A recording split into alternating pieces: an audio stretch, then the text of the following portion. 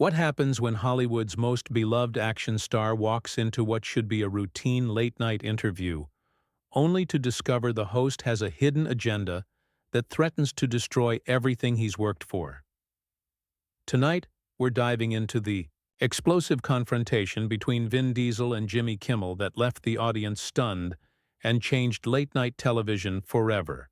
But before we get into this incredible story, make sure you hit that subscribe button and drop a comment below, because this is one interview you'll never forget.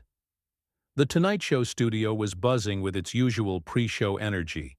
Vin Diesel sat in the green leather chair, adjusting his signature black shirt, completely unaware that Jimmy Kimmel had spent weeks preparing what he called his gotcha moment.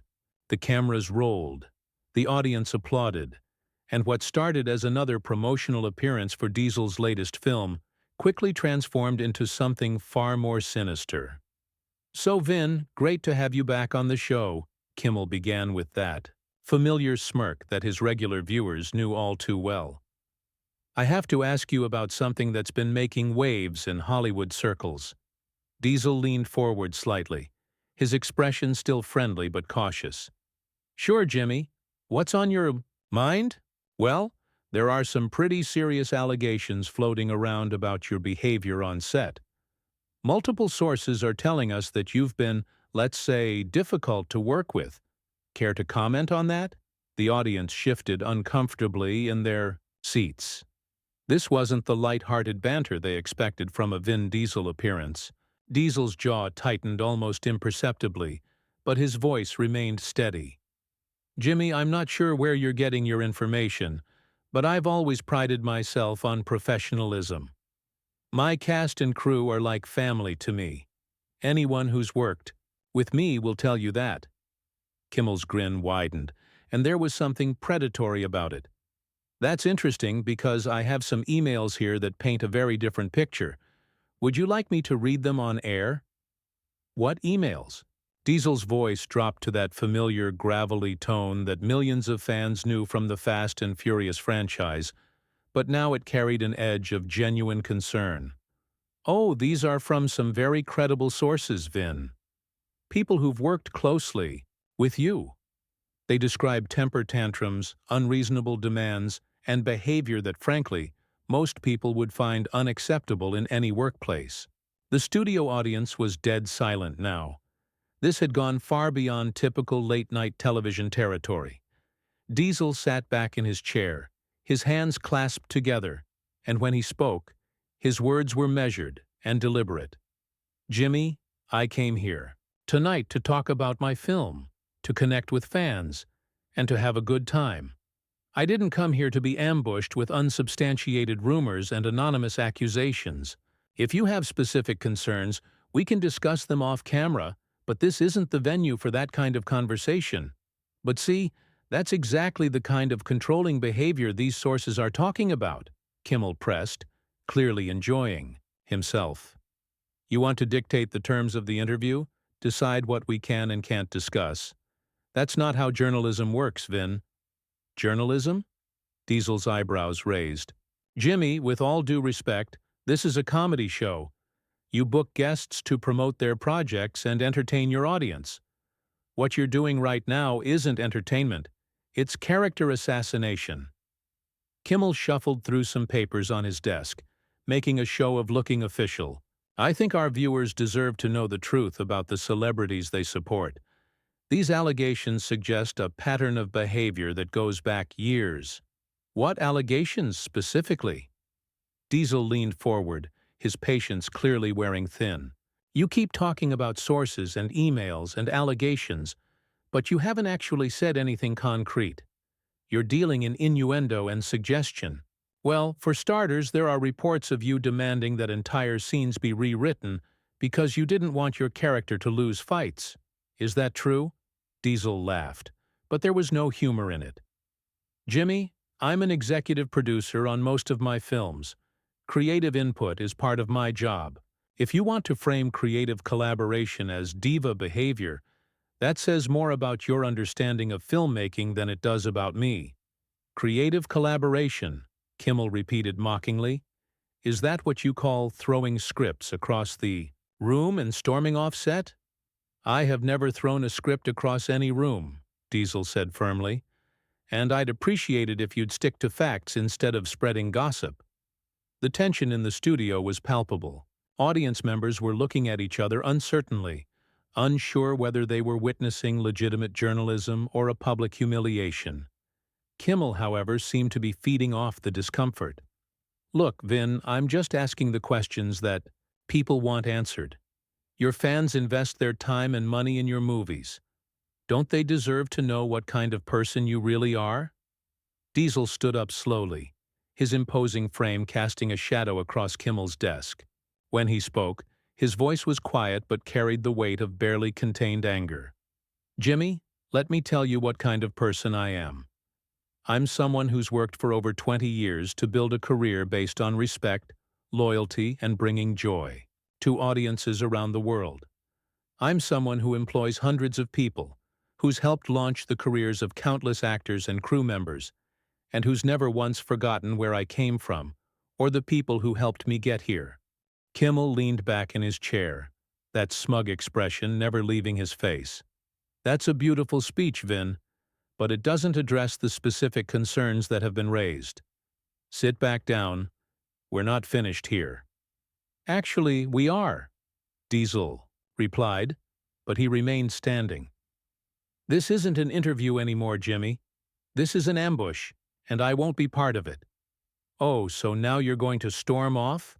Kind of proves my point about the temper tantrums, doesn't it? Kimmel's voice carried a mocking tone that made several audience members visibly uncomfortable. Diesel turned to face Kimmel directly, his eyes narrowing. You want to talk about temper tantrums? Let's talk about what you're doing right now. You invited me here under false pretenses. You're attacking my character with anonymous sources, and you're trying to humiliate me on national television. What would you call that behavior? I'd call it holding a public figure accountable, Kimmel shot back. You make millions of dollars because people buy tickets to see you. They have a right to know who you really are. Who I really am. Diesel's voice rose slightly. Jimmy, you don't know me. You've never worked with me, never spent time with me outside of these brief promotional appearances. You're basing your entire attack on gossip and hearsay. Kimmel shuffled his papers again, clearly prepared for this response. Actually, I do have some first-hand accounts. There's a production assistant who worked on your last film who says you made her cry because she brought you the wrong brand of water. That's absolutely false, Diesel said immediately. I don't even drink bottled water on set. I use a reusable bottle that I bring from home. Anyone who's actually worked with me knows that. So you're calling this person a liar? I'm saying, that story is completely fabricated, and I'm wondering why you'd repeat it without verifying it first. That's not journalism, Jimmy. That's gossip mongering. The audience was becoming increasingly restless. What had started as uncomfortable silence was now evolving into murmurs of disapproval, and it wasn't clear whether they were directed at Diesel or Kimmel. Kimmel pressed on, undeterred. There are also reports about your demands for special treatment, private trailers, catered meals, personal assistance for every minor need. Some people might say that's excessive. Diesel sat back, down, but his posture remained tense. Jimmy, I've been in this industry for over 2 decades. Yes, I have certain contractual requirements, just like every other actor at my level. These aren't demands or tantrums. They're standard business practices. The fact that you're trying to frame normal industry operations as diva behavior shows how little you understand about how movies actually get made. Normal industry operations, Kimmel repeated sarcastically. Is it normal to refuse to do scenes with certain co-stars because of personal disagreements? I've never refused to work with any co-star, Diesel responded firmly. There have been creative differences, sure. That happens on every film, but I've always found ways to work through those differences professionally. That's not what I'm hearing from multiple sources close to the Fast and Furious production, Kimmel continued, clearly reading from prepared notes. They describe a pattern of unprofessional behavior that goes back several films. Diesel's hands clenched into fists on the armrests of his chair. Jimmy, let me ask you something. Why are you doing this? What's your end game here? Do you think destroying my reputation on your show somehow serves your audience? I think my audience deserves the truth, Kimmel replied smoothly. And the truth is that Hollywood has a problem with powerful men who think they can behave however they want without consequences. Powerful men? Diesel's voice carried a note of disbelief. Jimmy, you're literally using your platform to attack someone who came here as your guest. You're using your show, your audience, and your position to try to tear down someone who's done nothing to you. And you want to talk about powerful men abusing their positions? The studio audience was now audibly uncomfortable, with several people shifting in their seats and whispering to their neighbors. The energy in the room had shifted dramatically from the usual late-night comedy atmosphere to something much more tense and confrontational. Kimmel seemed to sense he was losing the room, but instead of backing down, he doubled down. Look, Vin, I'm not trying to attack you personally. I'm just asking you to address these concerns that have been raised by people who've worked with you. People who've worked with me? Diesel stood up again, this time moving closer to Kimmel's desk. Jimmy, I've worked with the same core group of people for 15 years. My cinematographer, my stunt coordinator, my assistant director, they've all been with me since the beginning. If I was such a nightmare to work with, why would they keep coming back? Maybe they're afraid to speak out, Kimmel suggested. Maybe they need the work. Or maybe, Diesel said, his voice now carrying a dangerous edge, your sources aren't as credible as you're pretending they are. Maybe you're repeating lies because they serve whatever agenda you're pushing here. Kimmel's smirk faltered for the first time. I don't have an agenda, Vin. I'm just doing my job. Your job is to entertain people, Jimmy. Your job is to make them laugh, to give them a break from their daily struggles. What you're doing right now isn't entertainment. It's a hit job. The studio lights seemed to dim as the confrontation reached its breaking point. Kimmel, realizing he was losing control of the situation, made one final desperate attempt to regain the upper hand. You know what, Vin? Maybe the real problem here is that you can't handle being questioned. Maybe you're so used to everyone on your movie sets kissing your feet that you've forgotten what real accountability looks like. Diesel stopped moving toward the desk and stared at Kimmel for a long moment. When he finally spoke, his voice was quieter than it had been all evening, but somehow more intimidating because of it. Jimmy, I want you to listen very carefully to what I'm about to say. I've been nothing but respectful to you and your show every time I've been here. I've promoted my films. I've played along with your sketches. I've treated your staff with kindness and professionalism. And this is how you repay that? By trying to destroy my reputation with lies and anonymous accusations? They're not lies, Kimmel insisted, but his voice lacked the confidence it had carried earlier. Prove it, Diesel challenged. Name one source. Give me one specific incident with dates and witnesses. Stop hiding behind anonymous gossip and put up or shut up. Kimmel fumbled with his papers, clearly unprepared for such a direct challenge. I can't reveal my sources, you know that. Convenient, Diesel replied. You can make any accusation you want and then hide behind journalistic privilege when asked to back it up. That's not journalism, Jimmy. That's cowardice. The audience was now openly murmuring their disapproval, and it was becoming clear that their sympathy had shifted entirely to Diesel. Several people in the front row were shaking their heads, and someone in the back actually called out, "This isn't right." Kimmel, sensing the mood change, tried to regain control. Okay, let's all calm down here. This is just a conversation between two professionals. No, Jimmy, this stopped being a conversation the moment you decided to ambush me with fabricated stories. A conversation requires good faith from both parties. What you're doing is character assassination. I'm asking legitimate questions, Kimmel protested. You're repeating gossip and calling it journalism, Diesel shot back. There's a difference, and the fact that you can't see that difference is exactly the problem.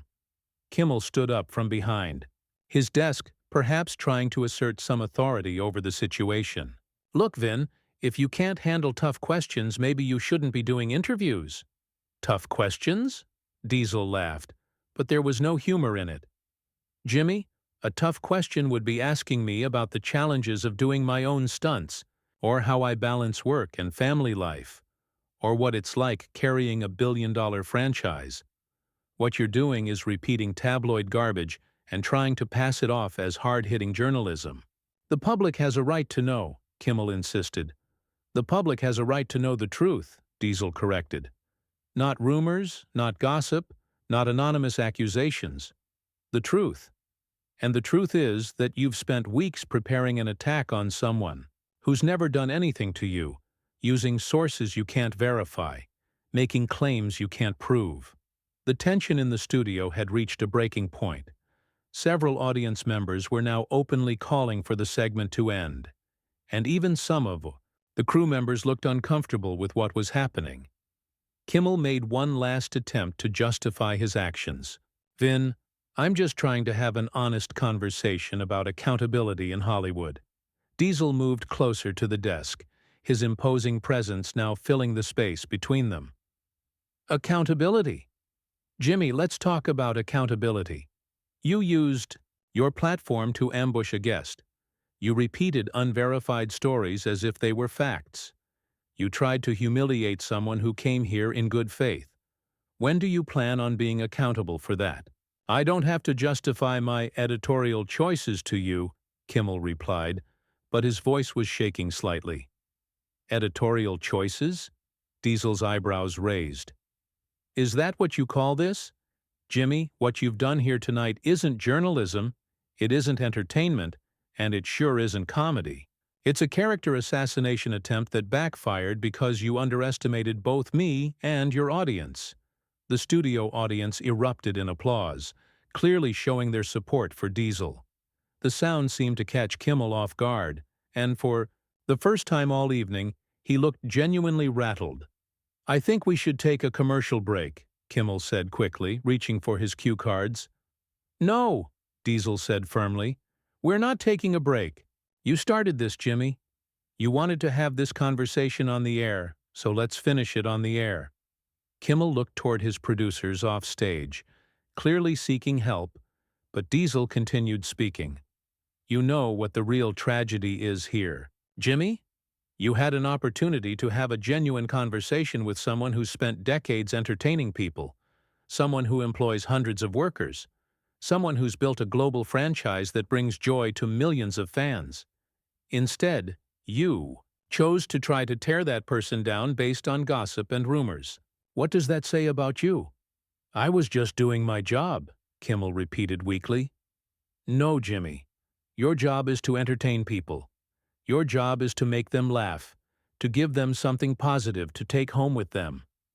What you did tonight wasn't your job. It was a personal attack disguised as journalism, and everyone in this room knows it. Diesel turned to address the audience directly. I want to thank all of you for coming here tonight expecting to have a good time, and I apologize that, instead, you had to witness this. You deserve better than what happened here. He turned back to Kimmel one final time. And Jimmy, next time you want to destroy someone's reputation, make sure you have your facts straight first. With that, Diesel walked off the stage, leaving Kimmel sitting alone at his desk, facing an audience that was no longer on his side. What did you think about this explosive confrontation?